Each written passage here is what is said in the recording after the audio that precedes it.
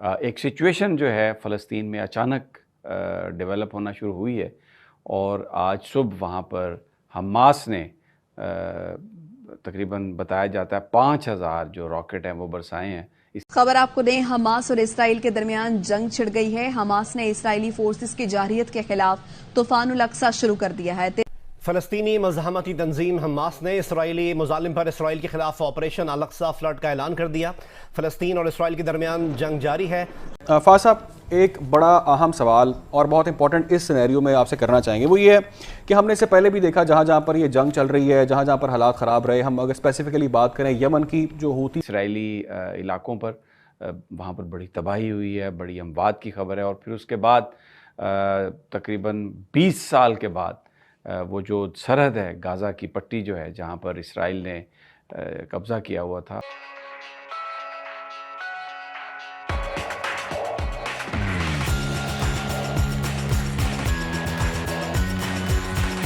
وہ entry point پر قبضہ کر لیا، اور اس وقت صدرن اسرائیل میں جو فلسطینی ہیں، الاقصی بریگیڈ جسے کہا جاتا ہے، وہ لوگ وہاں پر پھر رہے ہیں۔ ظاہر ہے اس میں کیجویلٹیز بھی ہیں، تقریباً بتایا جاتا ہے کہ 35 جو رپورٹس ہیں کہ 35 اسرائیلی فوجی بھی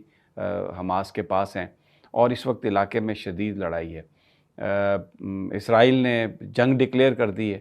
اور ایئر سٹرائکس بھی انہوں نے شروع کر دی ہیں۔ ماضی میں جب بھی کبھی فلسطینیوں کو، حماس کو کوئی کامیابی ہوئی ہے اسرائیل کے خلاف، تو اس کا جو ریئیکشن ہے وہ بہت شدید ہوا ہے، اور جو سٹیٹسٹکس ہیں وہ یہ بتاتے ہیں کہ اگر ایک اسرائیلی مارا گیا تو اس کے بدلے میں اسرائیلیوں نے 7 فلسطینین جو ہیں وہ مارے ہیں۔ تو لیکن یہ بڑا ایک غیر متوقع کامیابی ہے حماس کو اور فلسطینینز کو، کیونکہ پچھلے کئی سالوں سے اس قسم کا وہاں پر تشدد تھا، اس قسم کا جبر تھا فلسطینیوں پر، اور ایون جو مسجد اقصی ہے وہاں پر ان کو نماز کی بھی اجازت نہیں دی جاتی تھی، وہاں پر بار بار فوجی گھستے تھے اسرائیلی، اور جو سکفلز ہوتی تھیں اور عبادت میں خلل ڈالا جاتا تھا، وہ سارے کا سارا پوری دنیا نے ویڈیوز میں دیکھا ہے۔ ایک اور چیز جو میں یہاں پر بتانا چاہتا ہوں کہ جب فلسطینی جو اپنے حماس کے لوگ یا فلسطین کے لوگ جب وہ اپنی حفاظت کے لیے کچھ کرتے ہیں تو یہ ان کو کہا جاتا ہے کہ فلسطینی دہشت گرد، اور جب اسرائیل والے فوج کے ذریعے ان پر حملہ کرتے ہیں اور وہاں پر معصوم شہری جو ہیں ان کو پکڑ لیتے ہیں، مار دیتے ہیں، تو اس کو کہا جاتا ہے کہ وہ ان کا آپریشن ہے ان کی فوج کا۔ تو بڑا ایک عجیب سا یہ سلسلہ ہے، اس میں جو فلسطین کے لوگ ہیں وہ اپنے آپ کو ڈیفینڈ نہیں کر سکتے، اور ان کی جو زندگی ہے وہ بہت تلخ ہے، سب کو پتہ ہے، اور کوئی ان کو رائٹس نہیں ہے وہاں پر، جس وقت چاہیں آ کے ان کو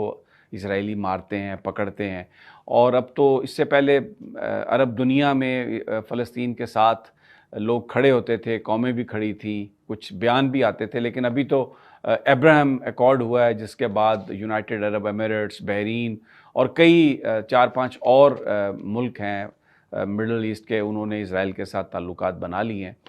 سفارتی تعلقات بھی اور آپس میں تعاون بھی ہے، اور وہ کو فلسطین کے ساتھ نہیں ہے، بیان کی حد تک ہیں۔ سعودی عرب کے ساتھ فلسطین کی گفتگو جاری ہے، اور یہ بتایا جا رہا ہے کہ وہ کسی معاہدے کے بہت نزدیک ہیں، اور اب آج جو کچھ ہوا ہے اس سے ایک کمپلیکیٹڈ صورتحال پیدا ضرور ہوئی ہے، اس لیے کہ اب سعودیز یہ کہہ رہے ہیں کہ یہ جو آج حملہ ہوا ہے یہ بنیادی طور پر ایران اس کو سپورٹ کر رہا ہے، اور یہ جو سعودی عرب ایک پیس کا جو ایک ایکارڈ کرنا چاہ رہا تھا اسرائیل کے ساتھ، یہ اس کو ڈسٹرب کرنے کی یہ بات ہو رہی ہے۔ اب کتنا سچ ہے کتنا جھوٹ ہے یہ کہنا تو مشکل ہے اس وقت۔ کے خیال میں یہ معاملہ کس طرف جاتا دکھائی دے رہا ہے؟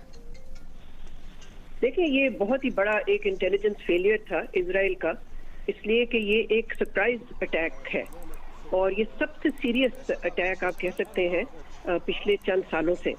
اس لیے کہ یہ ایریل اٹیک بھی ہے اور گراؤنڈ اٹیک بھی ہے، اور پہلی دفعہ حماس کے جو فائٹرز ہیں وہ اسرائیل کے اندر داخل ہو گئے۔ تو میں سمجھتی ہوں کہ بہت ہی ایک سنگین سیریس سچویشن پیدا ہوئی ہے پورے خطے کے لیے۔ جیسے کہ آپ کو معلوم ہے کہ غزہ میں اسرائیل نے 2007 سے ایک بہت ہی ظالمانہ किस्म का ब्लॉकेट किया हुआ था और इतनी शदीद तकलीफ में फ़लस्तीनियों को डाला हुआ था कि आप ये भी कह सकते हैं कि उस सारे जुल्म का जो रिस्पॉन्स है वो हम अब देख रहे हैं इस हमास अटैक के ज़रिए। तो इसका आगे जो देखना है, एक सवाल जो पैदा होता है वो ये भी है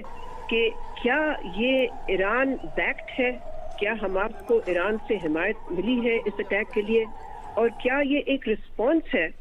उन कोशिशों का जो सऊदी अरेबिया और इजराइल के दरमियान एक नॉर्मलाइजेशन जिसको कहते हैं उसका एक सिलसिला जो जारी है इस वक्त, क्या उसको ये सैबोटाज करने के लिए, टॉर्पीडो करने के लिए, या इसकी वजूहात कुछ और है? अच्छा मलिया साहिबा, यकीनी तौर पे मसला अगर ये खुदा ना खास्ता मज़ीद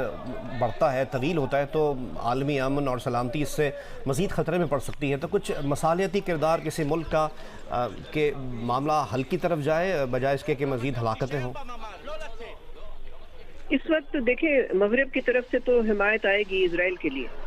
वो तो हम ऑलरेडी देख रहे हैं बरतानिया की तरफ से, और ये मगरिब तो जाहिर है इजराइल को सपोर्ट करेगा। एक सवाल पैदा ये होता है कि सऊदी अरेबिया और बाकी मुस्लिम ममालिक जो हैं वो कहाँ खड़े होंगे। ईरान का भी मेरा ख्याल है जो आएगा रिस्पॉन्स वो हमास की हिमायत में ही आएगा। फिर हमें देखना है कि हिजबुल्ला जो लेबनान में है वो कैसे रिस्पॉन्ड करता है। जहाँ तक पीस के एफर्ट्स का ताल्लुक है, मैं समझती हूँ कि यूनाइटेड नेशंस के लिए ये बहुत बड़ा चैलेंज है। आखिर फ़लस्तीनी इशू जो है वो यूएन सिक्योरिटी काउंसिल के एजेंडा पे है, तो अब देखना ये है कि आया यूएन कोई रोल प्ले कर सकता है जिससे कि ये जो जंग है जो इस वक्त जारी है, और मैं समझती हूँ कि शदीद लड़ाई इस वक्त हो रही है, क्या इसका खात्मा हो सकता है या नहीं। अच्छा, अक़वाम मुत्तहिदा में तो कई बार आवाज़ उठाई गई है, आपने भी इस बारे में बात की है,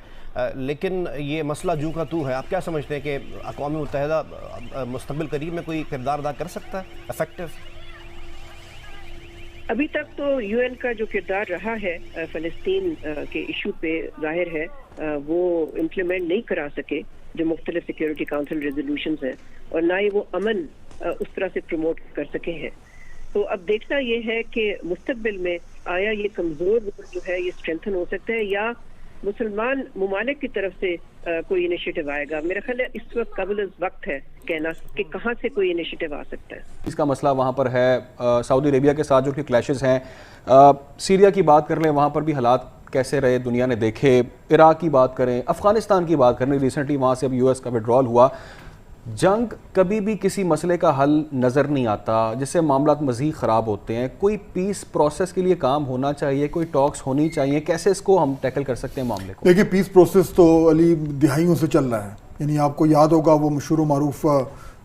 तस्वीर आई थी वाइट हाउस में, मुझे एग्जैक्टली साल नहीं याद आ रहा, अर्ली 90s थे, मेरे ख्याल में 92 या 93 की बात है, जब यासिर अराफात जो है वो वाइट हाउस उनको बुलाया गया और कहा गया कि जनाब वो उनके शायद बीच में क्लिंटन थे शायद, और वो मीडिएट करके और हाथ में लाया था कि जी अब दोस्ती हो गई। तो उसके बाद से तो बहुत सारे प्रोसेसेस चले हैं, ऑस्लो अकॉर्ड्स भी थे, उसके बाद और बड़ा हुआ, अभी जो लेटेस्ट हुए इनको एब्राहमिक अकॉर्ड्स कह रहे हैं, जिसमें यूएई और दीगर ममालिक हैं अरब के वो हुए हैं। तो ये तो चल ही रहा है, लेकिन देखिए जो बेसिक रूट कॉज है इस कॉन्फ्लिक्ट का, जब तक आप उस रूट कॉज को नहीं हल करेंगे तो उसके इर्द गिर्द देखिए ना, जख्म रस रहा है और आप ऊपर उसके पट्टी बांधते रहे, लेकिन वो अंदर जो जख्म है वो हो नहीं रहा। तो वो जख्म वही है जो अभी एकदम खुलकर आपके सामने आया है कि वो एक ओपन जेल है, वहां पे मजालिम ढा रहे हैं, एक पूरी पीपल्स को जो है उनके बेसिक राइट्स जो हैं वो उनसे डिनाई किए। बेसिकली कॉलोनियलिज्म है ना ये, वो काबिज फौज है, उन्होंने फलस्तीनियों के लैंड पे कब्जा किया हुआ है।